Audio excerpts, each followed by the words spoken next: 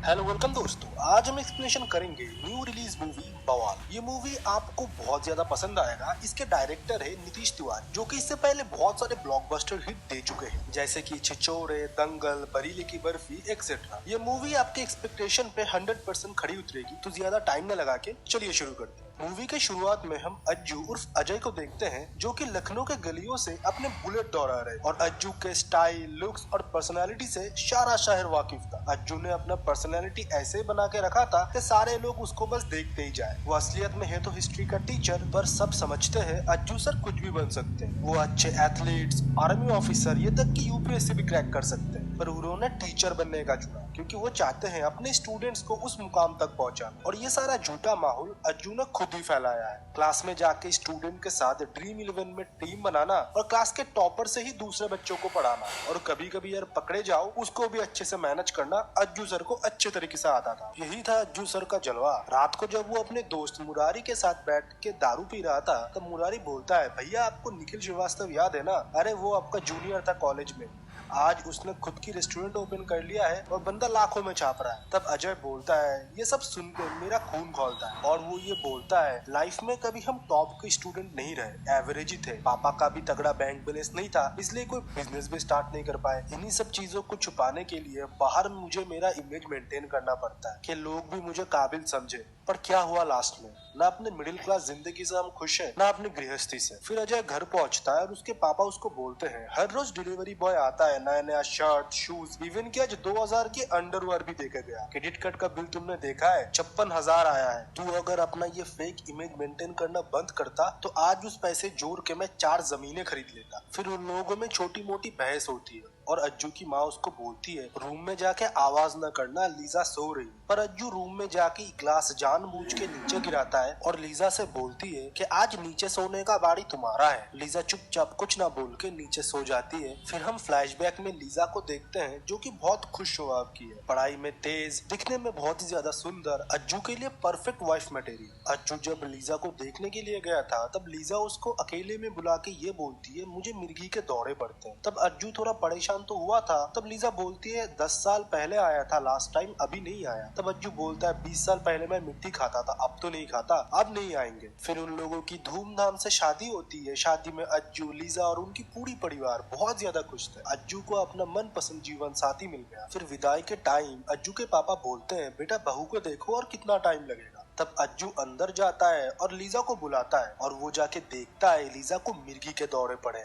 और लीजा के सारे हाथ पैर सिकुड़ गए थे। और तब अज्जू ये सब देख के शॉक हो जाता है और चुपचाप रूम का पर्दा बंद कर देता है। घर जाते टाइम रास्ते में लीजा अज्जू को बोलती है, आज बहुत थकी हुई थी ना, ऊपर से शादी भी थी, थोड़ा इमोशनल हो गई, इसलिए मुझे आज मिर्गी की दौड़ी पड़े। पर अज्जू चुपचाप सारी बात सुन रहा था और मनी मन सोच रहा था, अगर ऐसा कुछ उसके साथ बाहर हो गया तो उसका जो पर्सनैलिटी है वो तो पूरा खत्म हो जाएगा। तो इसीलिए वो लीजा को कहीं बाहर नहीं ले जाती थी और उसके साथ अच्छे से बात करना तो दूर, वो लोग एक साथ भी नहीं सोते थे। इसको लेके उन लोगों में बहुत ज्यादा झगड़े भी होने लगे और बातें बढ़ के हाथापाई तक पहुंचने लगा। और रोज रोज के इन्हीं कलेशों से इनके मम्मी पापा भी परेशान होने लगे। फिर एक दिन अज्जू गुस्से में स्कूल की तरफ निकलता है और एक बच्चा उससे सवाल पूछता है कि सर, सेकेंड वर्ल्ड वॉर में जो कॉन्सेंट्रेट कैंप थे उसमें गैस चैम्बर में लोगों को बिना कपड़ों में क्यों लेके जाया जाता था? तब अज्जू बोलता है, ये क्वेश्चन एग्जाम में नहीं आएगा, तुम बैठ जाओ। लड़का तब बोलता है, सर क्वेश्चन में भले ना आए, आप सिर्फ डाउट क्लियर कर दीजिए। तब अज्जू बोलता है, बोला ना ये नहीं आएगा। तब वो लड़का मजाक मजाक में बोलता है, सर ये बोलो ना आपको नहीं पता। और सारे बच्चे तब हंसने लगते हैं और अज्जू गुस्से में जाके उस बच्चे को थप्पड़ मार देता है। और फिर बाथरूम में जाके दूसरे टीचर अज्जू को बताता है, आज सुना कि स्टूडेंट को आपने मारा है। तब अज्जू बोलता है, जैसे आपने कभी किसी बच्चे को नहीं मारा। तब वो सर बोलते हैं, हाँ बहुतों को मारा है, पर एमएलए के लड़के को कभी नहीं मारा। वो बात सुन के अज्जू की हालत टाइट हो जाता है। फिर अज्जू के घर में भी सब परेशान हुए पड़े हैं, अब अज्जू का क्या हुआ? फिर अगले दिन स्कूल में एमएलए आते हैं और बोलते हैं, आपको पता है स्टूडेंट पे हाथ उठाना कानूनी जुर्म है। और प्रिंसिपल को बोलता है, आप एक कमेटी बिठाएंगे जहाँ पर ये उस दिन के इंसिडेंट को कन्फेस करेंगे और जब तक ये पूरा प्रोसीजर नहीं हो जाता ये सस्पेंडेड रहेंगे। ये बोल के वो चला जाता है। फिर अजय का ये सारा न्यूज बाहर आ जाता है और वो परेशान हो जाता है। और रात में जब वो मुरारी के साथ बैठ के दारू पी रहा था,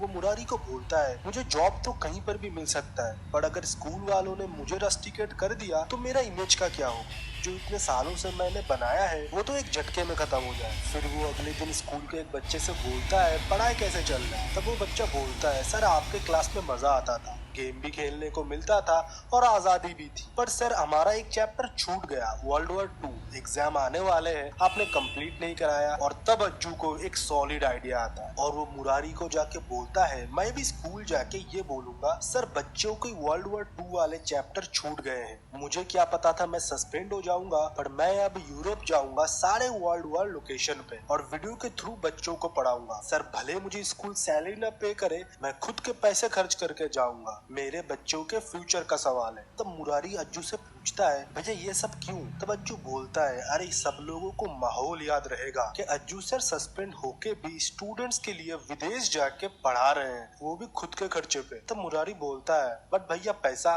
तब अज्जू बोलता है वो तो पापा देंगे ना। और फिर अज्जू घर जाके नाटक चालू करता है, उसके पापा के सामने रोते रोते बोलता है पापा मैं मेरा बुलेट बेच रहा हूँ और कुछ सेविंग्स भी निकाल रहा हूँ सिर्फ और सिर्फ मेरे स्टूडेंट्स और वाइफ के लिए। शादी के बाद मैं और लीजा हनीमून के लिए नहीं गए, अब हम यूरोप जाएंगे, उधर घूमेंगे भी और साथ ही साथ वीडियो के थ्रू बच्चों को भी पढ़ाएंगे। तब उसके पापा बहुत सोचने के बाद ये बोलते हैं कुछ बेचने की जरूरत नहीं है, मैं पैसा दे दूंगा, तुम बहू को लेके घूम के आ जाओ। रात में अज्जू की माँ उसके पापा को बोलती है अज्जू ना आपको बेवकूफ बना रहा है, आप उसको कोई पैसा मत देना। तब अज्जू के पापा बोलते हैं अगर मुझे बेवकूफ बनाने से उनके रिश्ते मजबूत बनते हैं तो मैं बेवकूफ बनने के लिए रेडी हूँ। फिर रात को लीजा अज्जू को हक करके बोलती है थैंक यू सो मच, मैं आज बहुत ज्यादा खुश हूँ। और तब अज्जू बोलता है ज्यादा खुश होने की जरूरत नहीं है, यह सब मेरे इमेज को सुधारने के लिए, तुम चुपचाप एयरपोर्ट से अपने घर लौट जाना और आते टाइम मैं तुमको बुला लूंगा, तब हम एक साथ घर आ जाएंगे। तब लीजा शॉक हो जाती है और अज्जू को बोलती है तुम में इंसानियत नाम का कुछ है कि नहीं, फेक इमेज बना के घूमते हो, असलियत में तुम बहुत हल्के इंसान हो। और अब सुनो, अब मैं तुम्हारे साथ यूरोप जाऊंगी और अगर मुझे नहीं लिया तो मैं ढिंडोरा पीट दूंगी। तब अज्जू को ना चाहते हुए भी लीजा को अपने साथ ले जाना पड़ा। फिर प्लेन में अज्जू गाना सुन रहा था, तब उसको एक गुजराती भाव बार बार डिस्टर्ब कर रहा था, उसको बोल रहा था ये खाना प्लीज पास कर दो। पर इसी परेशानी में अज्जू का पूरा सफर निकल जाता है। वो सीन बहुत ज्यादा फनी था। फिर एयरपोर्ट में अज्जू का बैग उसी गुजराती भाव से बदल जाता है, अज्जू दौड़ते दौड़ते उसका पीछा भी करता है पर उसको पकड़ नहीं पाता। फिर वो लोग होटल पहुंचते हैं और अज्जू अपना फर्स्ट इंट्रोडक्शन देता है कि बच्चों ये रहा आईफिल टावर और हमारा रूम उसके सामने ही है, और पहला वीडियो वो डाल देते हैं और लखनऊ में सारे बच्चे इंक्लूडिंग मुरारी वो वीडियो देख के बहुत ज्यादा खुश होते हैं। फिर अज्जू उस गुजराती भाव के कपड़े पहन के नीचे आता है, जिसको देख के लीजा बहुत ज्यादा हंसती है और अज्जू को लीजा बोलती है आज मैं आईफिल टावर देखने के लिए जाऊंगी। तब अज्जू बोलता है मैं हिस्ट्री टीचर हूँ, मैं इधर पढ़ाने के लिए आया हूँ, घूमने के लिए नहीं, मैं तो सीधा म्यूजियम जाऊंगा। फिर वो लोग अलग अलग चले जाते हैं। अज्जू टैक्सी से जाता है जिधर उसका अच्छा खासा पैसा खर्चा होता है और लीजा जाती है पब्लिक बस से। अज्जू म्यूजियम देखने के लिए टिकट खरीदता है पर वो ओपेरा सिंगिंग के शो में ही बैठ जाता है। अज्जू बहुत ज्यादा बोर हो रहा था पर लीजा खूब सारा एंजॉय कर रही थी, वो खुद की पसंदीदा चीजें कर रही थी। फिर एंड ऑफ द डे जब वो लोग एक साथ होटल पहुंचते हैं और अज्जू लीजा के सामने कॉन्फ्रेंस करता है मेरा आज का दिन एकदम खराब गया, टैक्सी वाले ने मुझे लूट लिया, बच्चों के लिए मैं कोई वीडियो नहीं अपलोड कर पाया क्योंकि मैं ओपरा शो में बैठा था, तुम आज बहुत अच्छे तरीके से घूमे हो, तुमको मुझसे ज्यादा पता है, प्लीज तुम कल मेरे साथ चलो। लीजा तब अज्जू के हालात देखते हुए हाँ बोल देती। फिर वो लोग अगले दिन आईफिल टावर के ऊपर जाते हैं और व्यूज को एंजॉय करते हैं और लीजा बोलती है यूरोप के हर एक कोने में वर्ल्ड वॉर 2 के कोई ना कोई कहानी छुपी हुई है। जब हिटलर ने अटैक किया था तब फ्रेंच लोग इधर से भाग गए थे क्योंकि वो लोग ये नहीं चाहते थे लड़ाई में उनका सुंदर शहर तबाह हो जाए। फिर वो लोग अलग अलग जगह घूमते हैं, म्यूजियम में जाके अज्जू वीडियो रिकॉर्ड करता है और अपलोड करता है, वो वीडियोस बच्चे और एमएलए भी देख रहा था। और दूसरी तरफ अज्जू की माँ जब लीजा की अलमारी चेक करती है तब उनको उधर डिवोर्स पेपर मिलता है और वो लोग तब शॉक हो जाते हैं और दोनों परिवार डिसाइड करते हैं जब वो लोग ट्रिप से लौटेंगे उनसे पूरा फाइनल डिस्कशन किया जाएगा कि तुम लोग एक साथ रहोगे या नहीं रहोगे। फिर हम नॉर्मेंडी के सेमेंट्री को देखते हैं जहाँ पर हिटलर को हराने के लिए लाखों सैनिकों ने अपना जान दिया था और वो सारा ऑडियो पॉडकास्ट लीजा सुन रही थी और उसके आंखों में आंसू आ रहा था। और जब उसने वो हेडफोन अज्जू को दिया तब अज्जू को भी वो पॉडकास्ट सुनाई देता है जहाँ पर ये बोला जा रहा था 6 जून 1944 ओमाहा बीच सुबह के 6:30 बजे थे। एलीट फोर्सेस के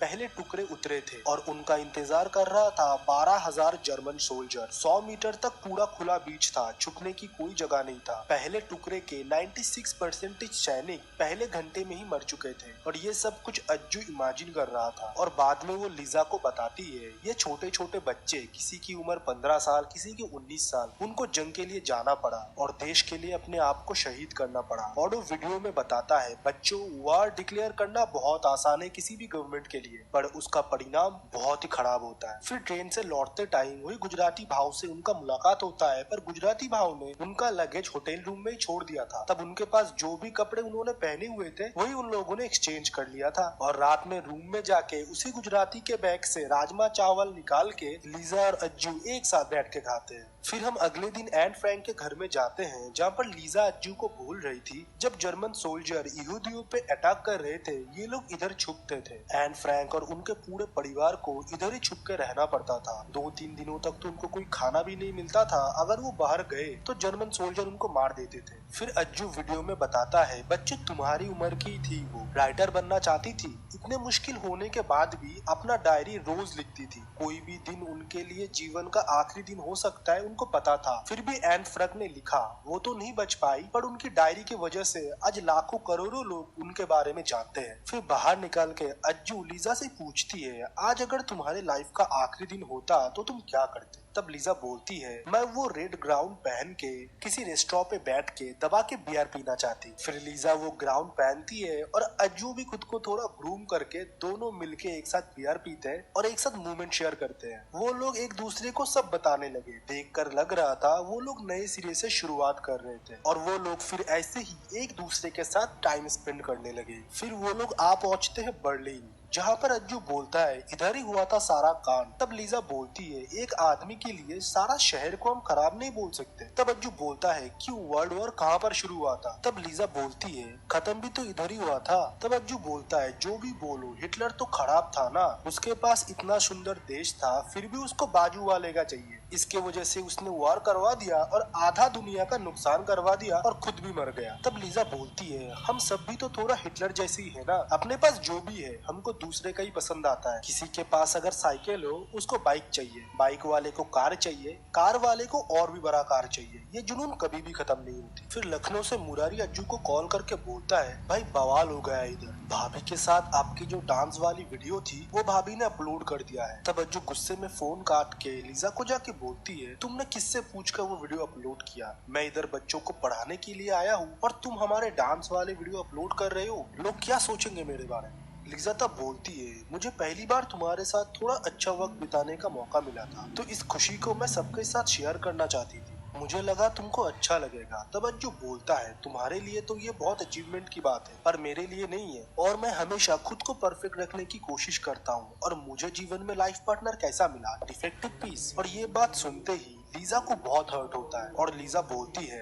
अब बस और नहीं, मैंने लॉयर से डिवोर्स पेपर मंगा के रखा है, घर पहुंचते ही उस पे मैं साइन कर दूंगी। और रूम में जाके अज्जू कपड़े ही पैक कर रहा था तभी उस गुजराती भाव का कॉल आता है और बोलता है अज्जू भाई आके मिलो और बैग को एक्सचेंज कर लो। तब अज्जू उससे जाके मिलता है, बैग एक्सचेंज करके वो लोग म्यूजियम देखने लगते हैं जहाँ पर बहुत सारे फोटोज और छोटे छोटे सामान थे। तब वो गुजराती भाव बोलता है अज्जू भाई अब सोचो अगर इस बच्चे के साथ किसी का बैग एक्सचेंज हो जाता तो उसको क्या मिलता अंदर, टेडी बियर। अज्जू तब बोलता है ये हमारे लिए सिर्फ एक टेडी बियर होगा पर उस बच्ची के लिए उसका पूरा लाइफ था। उनको नाजी सोल्जर ने सिर्फ आधा घंटा दिया था अपना सारा लाइफ इस छोटे से सूटकेस में पैक करने के लिए। फिर वो गुजराती बोलता है अज्जू भाई आपको अगर आधा घंटा मिले आप कौन सी चीज आपके बैग में पैक करोगे। तब अज्जू इमेजिनेशन करता है उसके बैग में सारे महंगे कपड़े, परफ्यूम और शूज पड़े थे, पर उसके बैग के साइड में उसके माँ बाप की तस्वीर भी थी और वो चाहता था अपने साथ वो लेके जाए। वो तब शूज निकाल लेता है, अपने माँ बाप की तस्वीर रख देता है, वो परफ्यूम भी निकाल देता है लीजा के फोटो के लिए, पर उसके पास टाइम नहीं था। नाजी सोल्जर उसको मार रहे थे।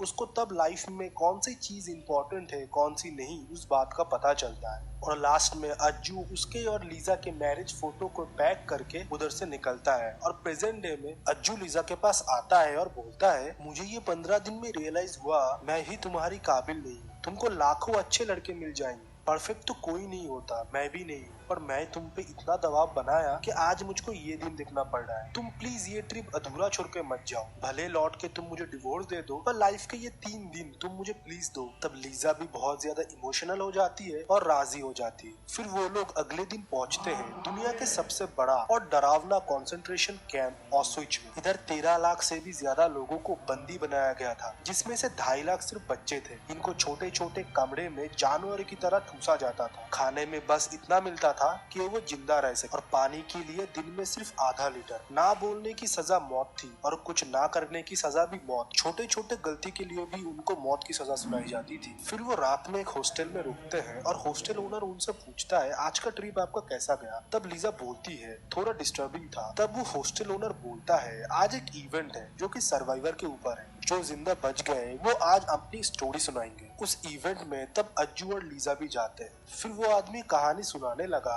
और लीजा उसको हिंदी में कन्वर्ट करके अज्जू को सुना रहा था कि वो बोल रहा था वो एक डिसेंट हस्बैंड था, बाकी हस्बैंडों की तरह। ना कभी उसने अपनी वाइफ से ऊंची आवाज में बात की, ना कभी उसने उसको मारा, ना कभी उसने कोई चीट किया, बट मैं कभी भी उसको बाहर लेके नहीं गया, ना उसके लिए कभी फूल लेकर आया, ना कभी उसको थैंक यू बोला। फिर एक दिन हमको इधर कॉन्सेंट्रेशन कैंप में लाया गया। हमको एक दूसरे से अलग कर दिया गया। कुछ भी पहले जैसा नहीं था। पता है तब सबसे ज्यादा मैं किसे मिस करता था? मेरे वाइफ को। सुबह उठ के उसका चेहरा देखना, उसकी खुशबू, उसका खाना, ये तक कि अपने छोटे छोटे झगड़े भी मैं याद करता। दिन में सिर्फ हमको 1 घंटा मिलने को मिलता था, लेकिन वो 1 घंटा भी काफी होता था मुझे अगले 23 घंटे तक जिंदा रखने के लिए। फिर अज्जू वो सब खुद के साथ और लीजा के साथ इमेजिनेशन कर रहा था, पर एक दिन वो नहीं आती। मुझको पता था कि वो और कभी नहीं लौटेगी। और लास्ट में वो बूढ़ा आदमी ये बोलता है, हर एक रिश्ते में उतार चढ़ाव होता है, पर आखिर में ये मैटर करता है कि आप लोग एक साथ हो। फिर हम देखते हैं वो लोग गैस चेम्बर के बाहर खड़े हुए थे और इस गैस चेम्बर में हर दिन हजारों लोगों को लाया जाता था। और दूसरी तरफ हम देखते हैं स्कूल में एमएलए और टीचर्स आते हैं और बोलते हैं, बच्चों